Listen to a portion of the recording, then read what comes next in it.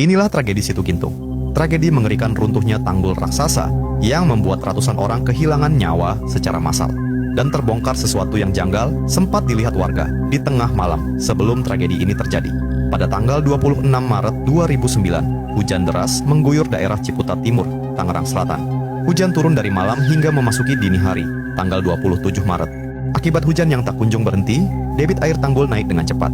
Melihat hal itu, aparat desa segera mendatangi rumah-rumah warga di sekitar tanggul, memperingatkan warga untuk bersiaga. Namun saat itu warga seolah tidak peduli, bahkan banyak yang malah beranjak tidur, tanpa khawatir sedikit pun. Meski begitu, ada juga warga yang merasa resah. Salah satunya bernama Aji Bongas, yang sudah puluhan tahun tinggal di sekitar tanggul Situ Gintung. Malam itu dia tak bisa tidur. Di tengah hujan deras, dia memutuskan untuk melihat langsung kondisi tanggul Situ Gintung. Dan baru saja tiba, dia melihat hal janggal. Dinding-dinding tanggul tampak retak dan terdengar suara gemuruh. Aji Bongas segera berlari menuju kampung, berteriak membangunkan warga. Namun warga yang kaget mendengar suara Aji Bongas tiba-tiba melihat gelombang raksasa dari arah tanggul. Dan hanya hitungan detik, gelombang itu menerjang perkampungan. Tragedi ini terjadi tepat ketika memasuki azan subuh. Sebagian besar warga yang masih terlelap tak sempat menyelamatkan diri. Mereka tersapu bersama puing-puing rumah. Suara teriakan dan tangisan terdengar di tengah kegelapan akibat listrik padam. Warga tak bisa melihat apa yang sebenarnya terjadi. Mereka hanya bisa pasrah sambil berusaha menggapai sesuatu yang bisa dijadikan penahan.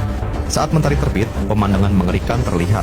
Ratusan tubuh terkapar, rumah-rumah porak-poranda. Yang paling parah terjadi di perumahan Cirendu Permai. Akibat tragedi malam itu, 100 orang kehilangan nyawa, sementara ratusan lainnya hilang dan tidak ditemukan hingga saat ini.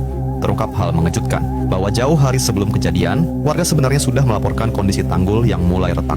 Namun pihak terkait yang melakukan pemeriksaan mengatakan bahwa tanggul masih layak. Padahal tanggul Situ Gintung telah dibangun sejak zaman Belanda dan awalnya direncanakan hanya untuk jangka pendek. Di tahun 70-an, Situ Gintung malah dijadikan objek wisata. Banyak bangunan berdiri di sekitar tanggul yang jaraknya melewati batas aman.